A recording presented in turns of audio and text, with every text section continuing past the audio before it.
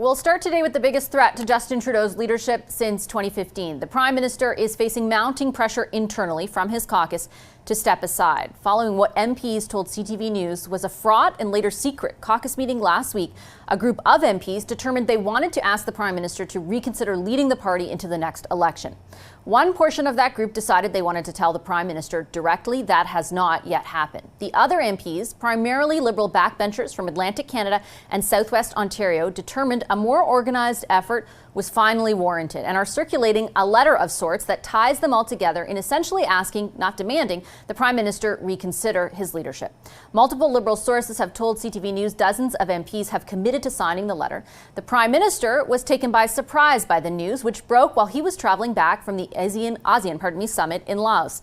He and his team only learned of the potential revolt as they touched down for a refuel in Hawaii. Our Sunday strategy session is here to unpack it all. James Moore is a former Conservative cabinet minister. Scott Reid is a former communications director to Prime Minister Paul Martin.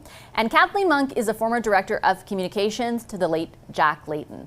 I think, Scott, in theory, this would not come as a surprise, given the two by-election losses, given the we'll keep on keeping on message since those losses. But it still comes as a bit of a surprise given how disciplined this caucus has been. How significant in your view is this? It's really significant. Look, we're having a hard time really getting to the bottom of it in terms of determining what's a commitment versus who is signed, how many. At first, I think some Liberals thought, well, maybe this is just, Pierre Poilievre fanfic, but it appears to be very real. And that makes it a real challenge for the Prime Minister, because if you have 20, 30, dozens of members of your caucus who are willing to say to you, it's time for you to reconsider your future, to step aside, you've got to get your hands around that, and you have to get your hands around it fast. I think the PMO needs to move right now. They can't take the holiday weekend off. They got to tamp this down. And by the way, doing so is going to be very delicate. A real balance between diplomacy and discipline, because if you push too hard on the pushback, you could intensify people's resolve, anger them, and cause this crisis to widen in its girth. And that's not what the Prime Minister needs right now. I think the big question is, if I take a step back from what Scott just said, James, is whether or not there is a set of things, or there are things that the Prime Minister and his staff could do to address that type of discontent short of him walking away. Yes, but that would have been in 2022. It would have been in 2023. It would have been in the first half of 2024.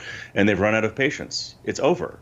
And I think what Canadians see is whether it's 5 Liberal MPs, 15 Liberal MPs, 30 Liberal MPs, the people who know him best and trust him most with their careers and their political lives, say that they don't have confidence in him. So the headlines coming out, and we talked about for the rest of this week, is that Liberal members of Parliament have lost confidence in him. And this is on top of course, the two by-election losses and two of the safest Liberal ridings for the past century. This comes on top of polls that showed that of the 32% of Canadians who voted for Justin Trudeau in the last election, half to 2/3 of them don't want him to run again. 3-1 net negatives, 3-1 fundraising disadvantage relative to the Conservatives. It's over. And it's just up for the Prime Minister to decide if he wants to try to find a dignified exit for himself. Kathleen, it's kind of remarkable that it took a caucus where the Prime Minister and his Chief of Staff were out of the country for this to become what it has become. And I say that only because I think all of us have spoken to MPs over the last number of months who were resigned to this idea that he was going to be the leader, who really felt like they were going to lose, particularly after Montreal and Toronto, but still were unwilling to do anything formal like this. It sounds like the wheels came off that plan and changed and morphed into this one during that caucus. Yeah, after last Wednesday's caucus. And that's what's surprising, that actually the Prime Minister has this habit of kind of traveling with his leadership entourage. And frankly, it's a failure of caucus management, not kind of keeping the leadership, the Chief of Staff, other people at home when the caucus was so grumbly, so to speak, because they could have tried to tamp this down in some way. The only thing I build on what James just said, I think there are some things the Prime Minister could do, right? They've got a week before the House returns back to Parliament. They could actually, for one, name a campaign director, which they haven't had since early September. Kamala Harris, when she became the nominee in the state, she had a Chief of Staff and a campaign director within 24 hours. I don't know why it's taken the Liberals so long to do this. They could also announce that cabinet shuffle that's been rumored. That would kind of keep people a little bit closer. But they need to move quickly in this political vacuum and start to fill it proactively. Going away and the leadership and the Prime Minister international travel when the caucus was this grumbly was certainly a mistake. Yeah, Katie Telford doesn't need to join also, him. Even the idea, for example, here's some of the stuff that has been conveyed to me, Scott, that Katie Telford as chief of staff moves over to the party, for example. Someone like Brian Clow, who's also in his office, assumes that position. That Andrew Bevin, who's the chief of staff to Chrystia Freeland, the finance minister, becomes the campaign director after Jeremy Broadhurst left. Like, does any of that, do you think, translate to MPs as wholesale change? It's difficult to say. I don't think so, though. I mean, let's be honest. They may be able to, over the course of the next 72-ish hours, put in front of members of parliament enough indications of change to tap this down in its immediate expression. But look, it's been the almost obstinate defiance and refusal of the Prime Minister and those around him to respond to events since at least the Toronto St. Paul's by-election and say, listen, you know what, we're going to steadfastly commit to more of the same. And obviously that's gotten to the point where members of parliament have just run out of patience with more of the same because they know that that results in their political defeat. So there may be a move to scrambly ask some of these kinds of changes. But I do think that the big question hovers over all of this now, which is there any alternative to the Prime Minister stepping down? Is that the only change that will really satisfy caucus and really satisfy voters in terms of persuading them to take a second look at the Liberal Party of Canada? James, from your earlier comment, you think it is. When you talk about the decision about how to exit, sort of whether to do it in a dignified way, what does that look like over the coming days in your view? Well, in practical terms, it would mean probably getting through the next couple of weeks of Parliament, doing a speech, proroguing Parliament, saying that he's not going to offer himself, and that he's written to the President of the Liberal Party of Canada to have a leadership race and have it conclude probably by the end of February of next year. But the business of the government will go on in the meantime.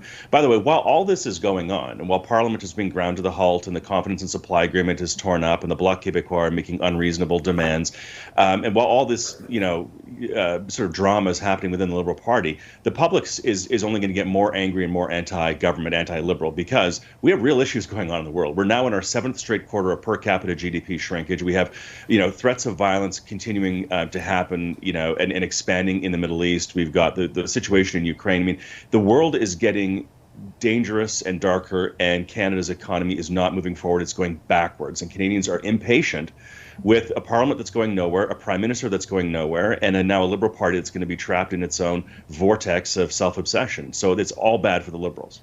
Yep. That message didn't really seem to resonate with Liberals too much until now, Kathleen. If the Prime Minister does step aside, do you think a replacement could change the trajectory of the party heading into another election? Maybe. Potentially. I mean, we can look at other examples where that's happened recently, especially south of the border, but I'm not sure if we have the same kind of strength in a bench in terms of other candidates that could possibly take Justin Trudeau's place.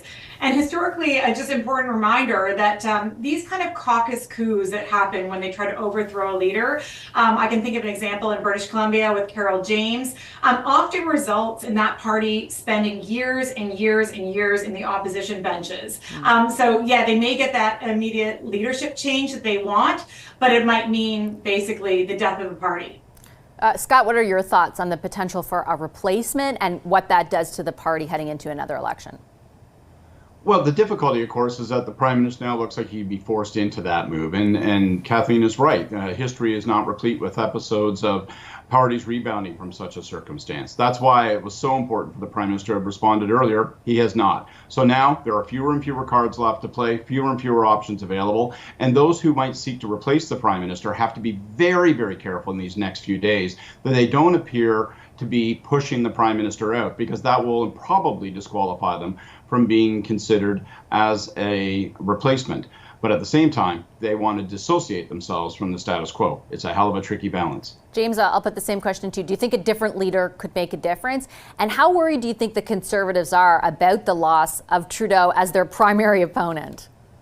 Hard to say, because the fundamentals about what Canadians are frustrated about on the policy side, those issues are all help conservatives. To Scott's point, though, about having your fingerprints on the demise of Justin Trudeau, Brutus never became Caesar. And so anybody who's involved in that, needs to be mindful of that. Number two, but number three, the problems of the Liberal Party, there may be some consensus that Justin Trudeau should go, but once he were to leave the scene, I think you'll have 20 different opinions on what the best direction is to move forward, and then to get consensus around that, around a leader, momentum, and money. It's not going to happen. It's time for change.